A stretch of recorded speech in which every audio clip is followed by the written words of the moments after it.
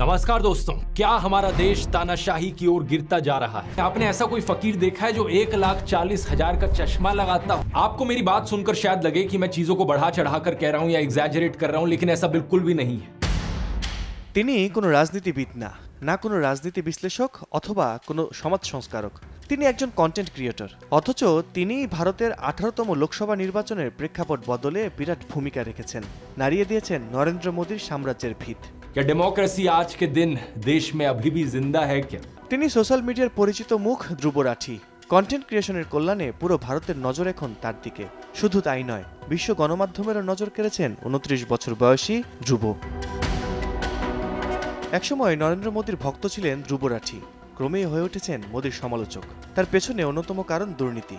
মোদী যখন প্রথম ক্ষমতায় আসেন, ধ্রুব তখন মেকানিক্যাল ইঞ্জিনিয়ারিং পড়তে জার্মানি যান। দিল্লিতে ক্ষমতায় থাকাকালে 2015 সালে আম আদমি পার্টি দুর্নীতি বিরোধী একটি হেল্পলাইন চালু করেছিল, কিন্তু মোদী সরকার এটি বন্ধের জন্য আম আদমি পার্টির সঙ্গে লড়াই শুরু করে। তখনই ধ্রুব বুঝতে পারেন মোদী দুর্নীতিমুক্ত ভারত চান না। তারই প্রেক্ষিতে 2016 সালের 16 ডিসেম্বর প্রথম রাজনীতি বিষয়ক ভিডিও প্রকাশ করেন নিজের চ্যানেলে। এরপর রাজনৈতিক দৃষ্টিকোণ থেকে মোদী সরকারের সমালোচনা করে ভিডিও প্রকাশ করছেন ধ্রুব রাঠি। ধ্রুব রাঠির চ্যানেলে মোট সাবস্ক্রাইবার 21.8 মিলিয়ন।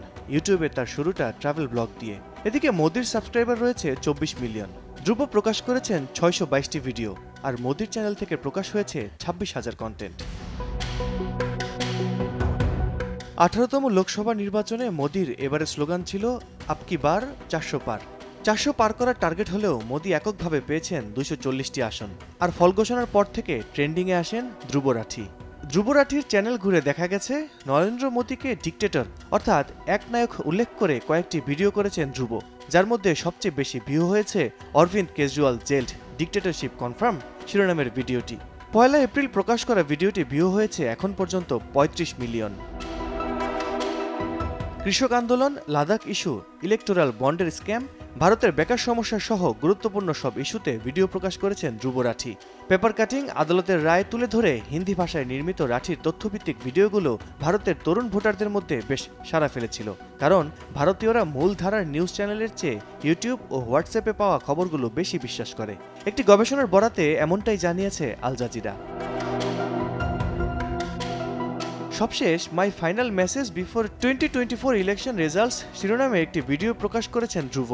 2 দিন আগে প্রকাশ হওয়া ভিডিওর ভিউ এখন পর্যন্ত 21 মিলিয়নের বেশি। ভিডিওতে ধ্রুব জানান, ভোটে যেই জিতুক, ভারতের উন্নতি, সমৃদ্ধি এবং সুস্থতার জন্য লড়াই অব্যাহত থাকবে।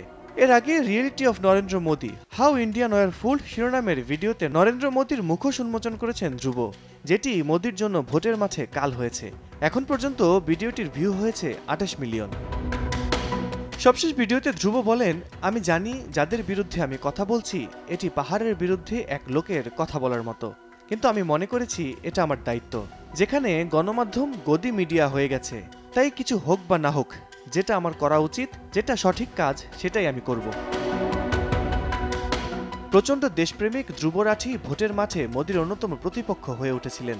ভিডিও বানানোর কারণে বিভিন্ন হুমকিও পেয়েছেন তিনি ও তার স্ত্রী। তবুও অবিচল ধ্রুব রাঠি। ভারতের রাজনৈতিক বিশ্লেষকরা বলছেন, অরাজনৈতিক এমন ব্যক্তির হাত ধরেই নতুন দিক পাবে ভারতের রাজনীতি। আল কাসির, সময় সংবাদ, ঢাকা।